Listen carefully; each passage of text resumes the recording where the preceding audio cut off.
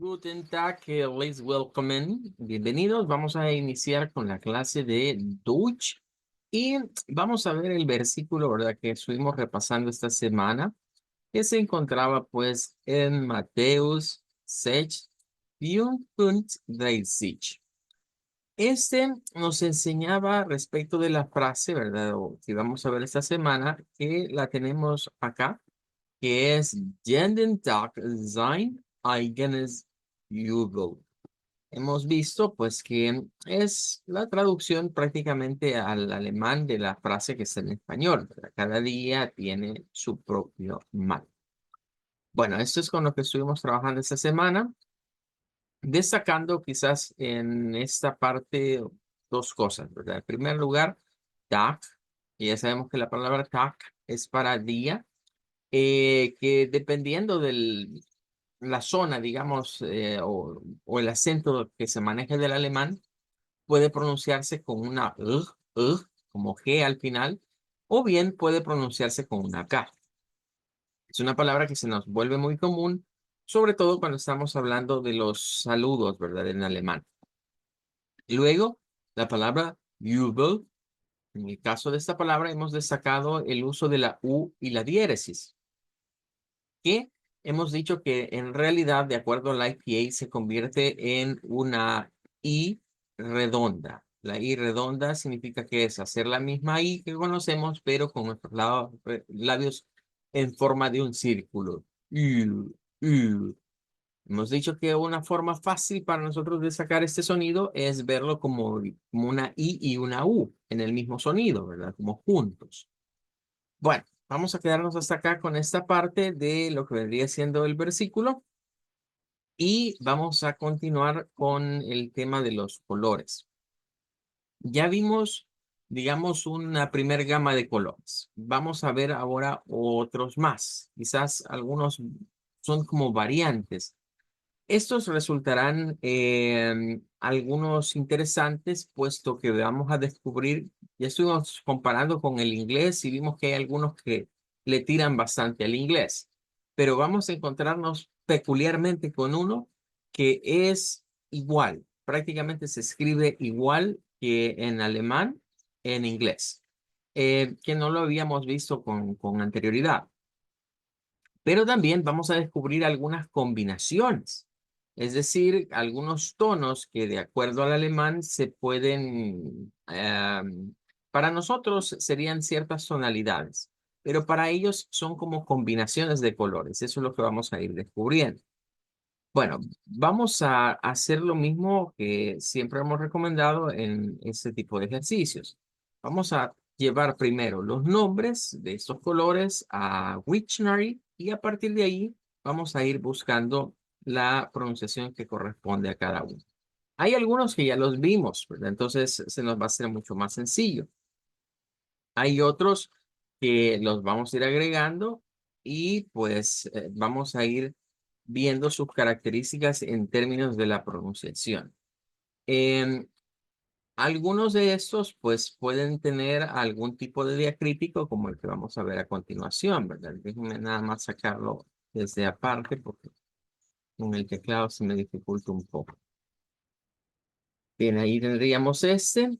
Eh, Pueden ver que ya estos son como unas mezclas, ¿verdad? Este y este como mezclado y este y el siguiente también es como que estuviesen mezclados los colores. Vamos a ver si Wiktionary también nos da la oportunidad, digamos, de verlo de esta forma o si solo lo vamos a encontrar como compuestos, ¿verdad? Este otro también tiene la peculiaridad de que existe en el inglés y también se puede usar en el español. Vamos a agregar este. Este lo vimos el día de ayer. Vean, vimos que en el caso del violeta se parece bastante al inglés, pero la pronunciación cambia, ¿verdad? Es un poquito diferente. Tenemos este otro que también llevaría compuesto lo del violeta. Me falta una T. Y tendríamos este, que aquí sí, bueno, este es el púrpura, sin duda alguna. Bueno, vamos a ir entonces viendo cada uno de ellos y como repito, hoy lo vamos a hacer un poquito más rápido en términos de que ya conocemos varias. Entonces, ya habíamos visto que la de Rot es con la R gutural al principio. Suena una O y una T. No es nada complicado. Decíamos que podríamos decirla como R normal, pero si queremos apuntarle más al alemán o sonar más como nativo hablante, ese sería el sonido. Podemos quitar, decíamos, esa H aspirada, no es necesaria utilizarlo. Con solo que la R gutural se escuche bien marcada, es más que suficiente. Vamos a buscar este otro, vamos a ver si está así como compuesto, ¿verdad? Porque puede ser que no lo encontremos de esta manera. O si lo ponemos así, que no nos dé ningún resultado. Eso significa que vamos a tener que buscarlos por separado. Vamos a buscar ese, que sin duda alguna es el naranja. Em, pero como en el inglés se nos ha enseñado de una manera, en el alemán, pues vamos a ver que es de una forma diferente. Aunque, ¿verdad? Se derivan de un sonido similar, pero vamos a darnos cuenta que no es parecido. Bueno, lo que tenemos acá es, bueno, nos hace referencia a la fruta y nos dice que viene del francés también. Por eso es que en este sentido el francés ha, digamos, influenciado el nombre de esta fruta para prácticamente los idiomas eh, que se han desprendido de Europa. Así que lo tenemos acá y vamos a ver acá. Orange, orange, orange, Es muy parecido, los que están estudiando francés se darán cuenta que es muy parecido a cómo se pronuncia en francés. O sea, no hay orange, mayor diferencia. Comenzamos con una O, una R gutural, luego, bueno, la pronunciación que está acá es esta que está acá, es donde suena la lo veíamos el día de ayer, donde se pronuncia una NG, orange, orange, orange, y tenemos una SH al final. Es allí donde sí vamos a verlo diferente, bastante diferente al inglés, ¿verdad? Es bastante diferente. Ahora, para este tendríamos que combinar dos. Tendríamos que combinar el O con el orange, hot orange, hot orange. Tendríamos ahí una terminación SH. Recuerden que eso es es la SH. Bien. El amarillo ya lo habíamos visto y decíamos que este no tiene mayor cambio, ¿verdad? Casi que lo pronunciamos literal como se escribe. No tenemos mayor cambio, solamente que la consonante última se convierte de una B a la pronunciación de una P. Entonces decimos Gelb, Gelb, es el color amarillo. Y claro, de este no vamos a encontrarlo. Ya vimos que esos combinados no están en Wiktionary, así que vamos a ir al siguiente. Vamos a ir al Yun, que sería el verde, como ya lo habíamos estudiado previamente. Y nótese cómo en el alfabeto fonético internacional nos aparece esto. Esa Y en el alfabeto fonético internacional para nosotros debe de significar, recordemos, ese de acá, debe de significar una una I redonda. Grün, grün. Este sería pues el verde, ¿ven? Y de aquí vamos a sacar ese que es gelb, grün, gelb, grün. Y es como cuando nosotros decimos un verde amarillo, o como se le suele decir en portugués a la selección de fútbol de Brasil, que se le dice la verde amarelo, algo así vendría así. Bien, ahora, bueno, ese ya lo tenemos, el Yun, pero ahora vamos a combinarlo con ese que ya decíamos. Prácticamente es otra palabra en Deutsch, en la cual casi que la leemos como se escribe, con la diferencia de que la última U debe ser una U corta en vez de una U larga.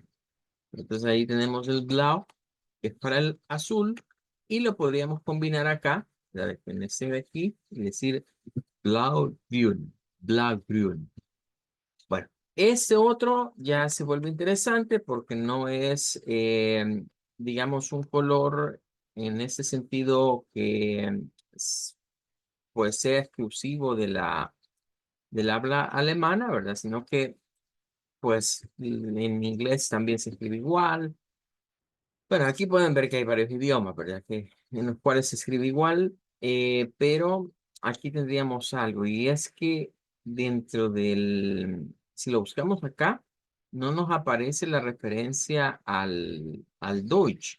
Vamos a ponerlo con letra mayúscula, a ver si así nos aparece. Aquí sí está.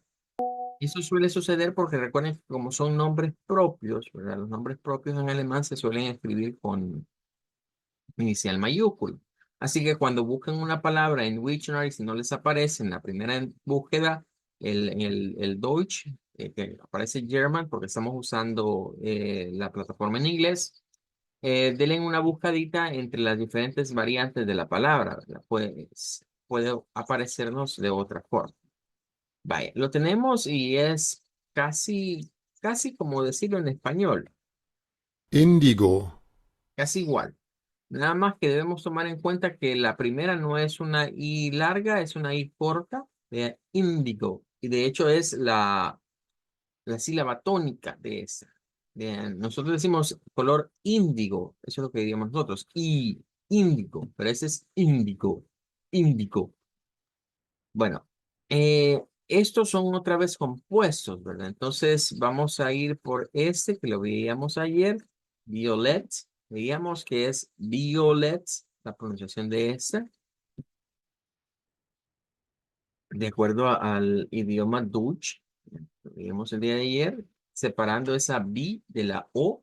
No es un diptongo, sino que serían separados. Eh, Aquí nos aparece combinado, no nos aparece solo como el color, vean. Aparece como blau violet y hot violet. Esos serían los colores que vamos a poner por acá. Hot violet. Y ahora vamos a ir a ese último, que pues sin duda alguna es lo que nosotros le llamamos el púrpura. En inglés existe como purple también. Vamos a buscarlo acá, no aparece en el primer bloque, pongámoslo así con la mayúscula y ahí está, ¿verdad? Para el alemán es este. Y aquí viene algo interesante. Eh, Está compuesto de dos sílabas. La primera sílaba es la P, la U y la R, y la segunda sílaba es la otra P, U, R. Entonces, ya hemos estudiado de que palabras que terminan, que son monosílabas, que terminan con vocal y R, igual que sílabas que tengan esa misma estructura de una vocal y una R al final, la R no suena, suena la A media, que es esta que se encuentra acá. Esa A hacia atrás, ¿verdad? Nuestra lengüita hacia atrás, pero no hasta el fondo, sino como en medio de nuestra boca. Purpur, Purpur, ¿Ok? Entonces la pronunciación no es así como purpur, ¿verdad? No, es purpur, purpur, purpur, Deutsch. Quizás ahí se parece un poco más el sonido al inglés, ¿verdad? Cuando en el inglés se dice purple, purple, purple. Más o menos tiene por ahí, digamos, algún tipo de raíz, digamos, en el idioma Deutsch. Bueno, vamos entonces ahora a ubicarlas en el diagrama que está acá. Ya que las tenemos, vamos a ir aquí ubicándolas alrededor.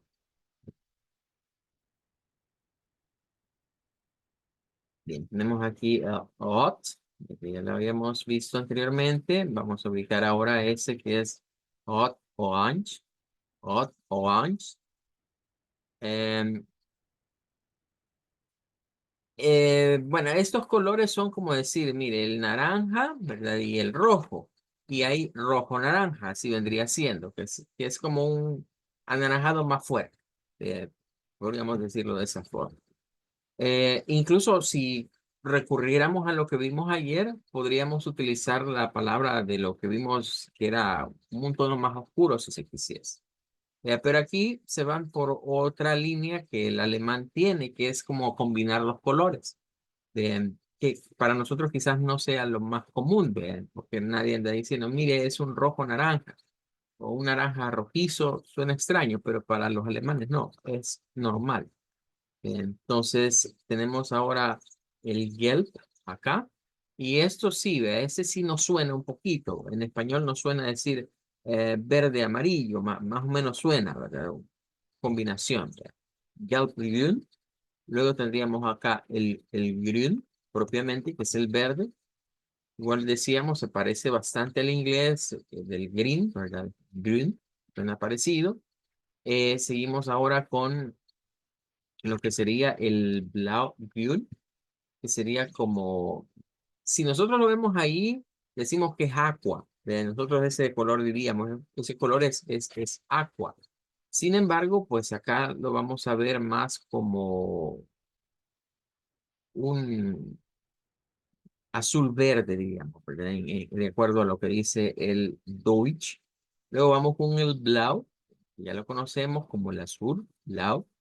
Y este, ¿verdad? Que la pronunciación es la que cambia, recuérdense. Indigo, porque la sílaba tónica está al principio. Ese color es una especie de azul más fuerte, ¿verdad? Podríamos decir como que le tira como un azul negro, ¿verdad? Más o menos. Otro combinado acá sería, esto es como azul violeta, ¿ya?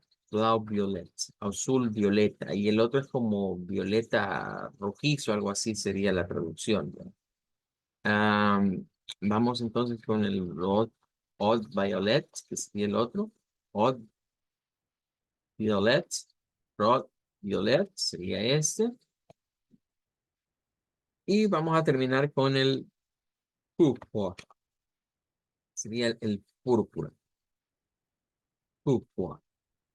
Bueno, ahí tendríamos ya entonces todos esos colores con su pronunciación. Vamos a pasar entonces a la práctica de ese día en la cual vamos a decir todos los colores. Vea, van a ir pronunciando, vamos a ir quizás en ese sentido en el cual lo fuimos sacando, ¿verdad? Con la idea de comenzar con hot, orange, hot, hot orange, orange, gelb, gelb grün, grün, blaugrün, blau, índigo, blau-violet, odd-violet, púrpura. Ahí terminaríamos. Con ese círculo, esa secuencia, vamos a trabajar. Bueno, me indica Jacqueline si puede participarnos. Sí. Rot, rot orange, orange, red, gelb grün, grün, blood grün, blau, indigo, blau violet, rot violet y purple. Ok, muy bien, Blanca. Good. Bueno, es el turno de escuchar a Miguel Ernesto. Rot, rot orange, orange, gelb, gelb grün, grün, blau grün, blau, indigo, blau violet, red violet, purple. Blanca, good. Muy bien. Bueno, hay algunos compañeros que nos escribieron que por la cuestión de las lluvias se les hacía difícil conectarse ahorita, ¿verdad? Por eso no están ahora con nosotros. Bien, ¿qué podemos destacar? Porque, bueno, estos son siempre colores elementales, ¿verdad? Falta agregar algunos colores más. Vamos a ir aumentando la paleta de colores para la siguiente clase. Nos falta hablar también acerca de algunos patrones, ¿verdad? Porque dentro de los colores siempre hay patrones de relleno a veces de colores. Vamos a hablar un poco de ello y vamos a ir revisando algunas palabras. Lo que resulta un poco interesante destacar de esto es que al ir estudiando los idiomas, nos damos cuenta que siempre hay temas o hay ciertos tópicos que comienzan a enlazarnos los idiomas. Y no debemos olvidar que idiomas como bueno, el francés por un lado, ¿verdad? Debemos tomar en cuenta el francés como un idioma muy referente o muy influyente sobre la mayoría de idiomas en el continente europeo. Eh, me refiero en este caso, idiomas que todavía son lenguas vivas. Está claro, ¿verdad? Si vamos a hablar de referentes sobre el continente europeo, es el latín, pero el latín ya no es una lengua viva, ya no existe como tal como el resto, pero el francés, sin embargo, sí ha sido de las más antiguas y ha continuado. Entonces, en este punto es donde muchos se dan cuenta, digamos, de esa situación de que si lo vemos así, decimos a veces el inglés y el alemán se parecen, pero si lo comparamos realmente, el que más se parece al alemán es el francés. Por eso siempre ha habido esa tendencia a que muchos franceses les es fácil aprender a hablar Deutsch o viceversa. A muchos alemanes les es fácil aprender a hablar francés porque hay más correlación entre francés y alemán. Y lo hemos estado viendo no solo en el tema de la era cultural, sino también, ¿verdad? En este caso, en el tema de los colores. Siempre vamos a encontrar alguna palabrita que es interesante ir a ver el origen, de dónde viene o cuál es el idioma fuente de esa palabra. Y nos damos cuenta a veces que el, el alemán, por ejemplo, tiene cierta influencia sobre el inglés, sin lugar a dudas. Pero es curioso darnos cuenta cómo entre el germano propiamente y el galés, es decir, lo que fue el papá del francés actual, por así decirlo, el padre del francés actual, hay también mucha relación. Bien, entonces, repito aquel mito, porque para mí eso es un mito decir de que quien vive en Europa, porque se mueven de un lado a otro y no hay fronteras o esto y lo otro, aprende a hablar idiomas rápidamente, no es del todo cierto, es más un mito. Lo que sucede es que estos países siempre han tenido una cultura relacionada entre sí. Entonces, siempre han estado conectados por los idiomas. Siempre han habido raíces dentro de los diferentes países que abarcan al continente europeo. Y claro, esas raíces son las que han hecho que los idiomas sea fácil aprenderse uno y otro, porque ya tienen cierta base cuando comienzan a hablar. Eh, Entre el Deutsch y el francés, algo que es muy común es lo que hemos estado viendo, por ejemplo, de las vocales redondas. Si regresamos acá y, bueno, en el francés usa todas las vocales redondas. Cuando nos referimos a vocales redondas, ubiquémonos siempre en estas, en las que están del lado derecho. Siempre vemos pares. No, no en todas hay pares. Por ejemplo, esa no tiene par, esa tampoco, esa tampoco. Pero en todos estos puntos hay pares. Aquí hay un par, aquí hay otro, aquí hay otro, aquí hay otro. Entonces, ocurre que el francés usa todas las vocales redondas. Esa se usa, esa también y esta. Es más, entre los franceses hay una tendencia a decir de que todas esas suenan igual. Porque dicen, miren, es que los franceses no hacen diferencia entre todas esas porque todas las hacen como todas las hacen así. Pero sí, sí lo hay, porque recordemos que esta es una I en forma de U. U. Esta es una E en forma de U. U. U. Esta es una E abierta en forma de U. U. U. Redondeando. Esta es una A en forma de U. U. U. U. Y así podríamos ir viendo el resto. La idea es que el francés las usa todas, el Deutsch no. El Deutsch usa unas cuantas. Hay unas que sí las utiliza, otras que no. Esas quizás sean de las más utilizadas, que son las I larga y la I corta redondeadas. Pero eso vamos a irlo desglosando a medida vayan apareciéndonos más vocablos y más palabras que vayamos aprendiendo a pronunciarlas. Es ahí donde el alfabeto fonético internacional se vuelve un recurso esencial para aprender idiomas, para aprender fonética. La fonética de un idioma requiere, bueno, hoy en día existen ya carreras especializadas en lingüística, por ejemplo. Ser un lingüista implica conocer ese tipo de herramientas y otras más que existen, porque esa no es la única.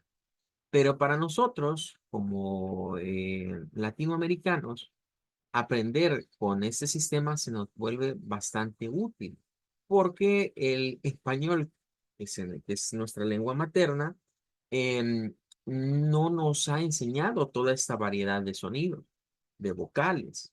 El español, recordemos que solo está la A, la E, la I, la O y la U, solo eso. Y miren todos los que quedan sin marcar. Entonces, este tipo de aprendizaje a través del alfabeto fonético nos permite ampliarnos un poco más en términos de conocer el resto de sonidos. Estas personas, imagínense un francés, el francés desde pequeño, desde que van haciendo, lo acostumbran a decir estas dos, estas dos, estas dos, estas dos, estas dos, estas dos de acá, estas dos de acá, estas dos de acá. O sea, les enseñan desde pequeños a distinguir entre vocales redondas y vocales no redondas. La cual, por ejemplo, para el español nosotros solo tenemos dos vocales redondas, que son esas de acá. Les enseñan a distinguir entre vocales abiertas y vocales cerradas. De eso, pues más o menos nosotros hemos aprendido que esta es la vocales más cerradas y esta es la vocal más abierta. Pero hasta ahí llegó el español. Entonces, repito, eso de que porque se pasan de un país a otro aprenden rápido no es del todo cierto. Lo que ocurre es que conocen más sonidos.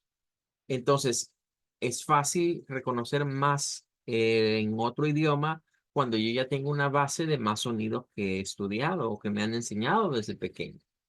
Imagínense el sonido schwa, de o schwa, como ya sabemos, bueno, por lo menos en la clase de Deutsch vamos a llamarle schwa, porque ese es el nombre correcto de este sonido. Cuando se dice schwa es más para el inglés, pero es un sonido muy clave de estos idiomas. Es un sonido que se vuelve la base de muchas reglas para pronunciación. Eh, y nosotros, primera vez que quizás estamos hablando del schwa o escuchando respecto del schwa, y nunca antes lo hemos hecho. Pero a un europeo, independientemente del país, menos España, ¿verdad? Porque en ese sentido sí, los españoles tienen el mismo problema que nosotros. Tienen el mismo problema que nosotros en el sentido de que solo manejan las 5 vocales. Si usted nota, a los actores, por ejemplo, que son franceses, les es fácil, rápido agarrar otros idiomas. Eh,